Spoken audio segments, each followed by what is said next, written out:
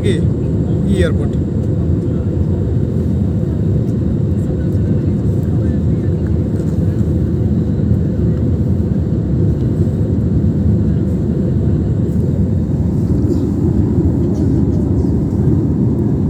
अब त हिमाल पनि कति तल देखिन लाग्यो।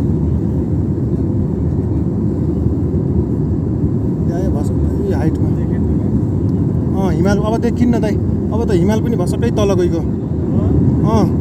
हेर्नु न कति तलमा गइगयो हिमाल पनि। यस्तो गराउनु परेछ।